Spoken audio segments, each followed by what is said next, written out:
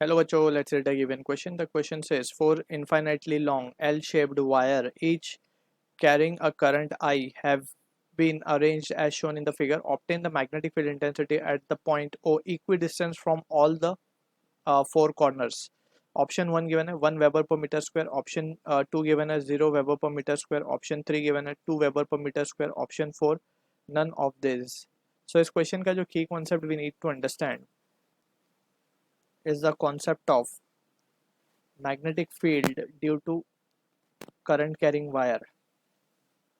Magnetic field current carrying wire.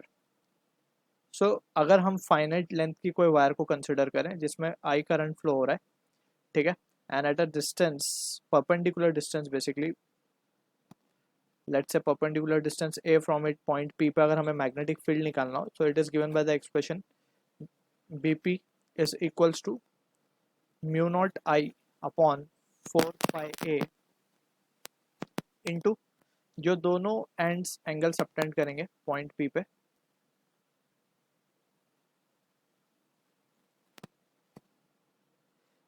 या point P जो दोनों एंड्स पे एंगल सबटेंड करेगी, let's say theta 1 and theta 2, ये इस तरीके से ऊपर की तरफ बनेगा एंगल, ये बनेगा नीचे की तरफ थीटा 2. सो ये एक्सप्रेशन दिया जाएगा sine theta 1 plus sine theta 2, ठीक है.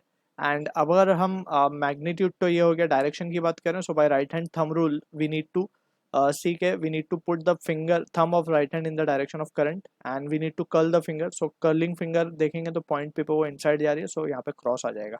सो magnetic field will be inward. So अब इसी फॉर्मूले से we can have the result for semi infinite wire. Semi infinite length के वायर के लिए हम डायरेक्ट रिजल्ट याद रख सकते हैं, mu not I by 4 pi A हो जाएगा.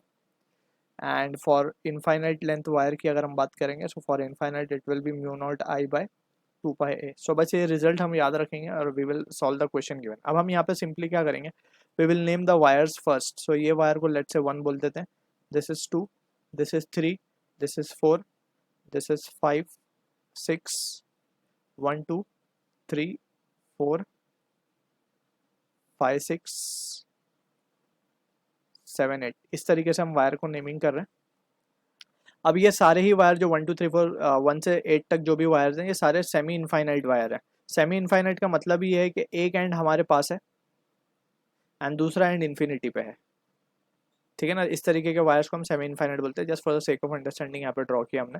अगर हम 1 की वजह से मैग्नेटिक फील्ड देखें ओ पे, तो 1 की वजह से मैग्नेटिक फील्ड, तो यहाँ पे हम लिखते हैं पहले तो नेट मैग्नेटिक फील्ड लिखेंगे, और क्योंकि सिमेट्रिक केस है या फिर टोटल लिखते हैं प्रिसाइजली, सिमेट्रिक केस है, तो हमें यहाँ पे ध्यान से देखना होगा कि सारे ही वायर्स की वजह से जो मैग्नीट्यूड होगा वो सेम ही होने वाला है, क्योंकि डिस्टेंस सेम है पॉइंट ओ का चारों 8 वायर की वजह से, ठीक है.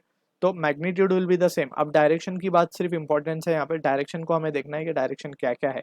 1 की वजह से अगर हम डायरेक्शन देखें, सो मैं सिर्फ मैग्नीट्यूड बी ही बोलूँगा, ठीक है, और बस डायरेक्शन लिखते जाएंगे हम.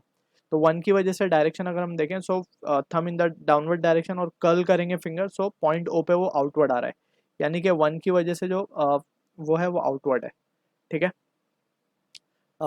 B1 मैग्नीट्यूड या फिर B मैग्नीट्यूड है उसका, और ये आउटवर्ड, या फिर हम इसको सिंपली लिख देते हैं, आउटवर्ड को हम पॉजिटिव मान लेते हैं, इनवर्ड को हम, इनवर्ड मीन्स क्रॉस को हम नेगेटिव मान लेंगे, ठीक है ना. तो ये अभी प्लस भी आएगा यहाँ पे, आउटवर्ड है मीन्स प्लस भी आ रहा है, ठीक.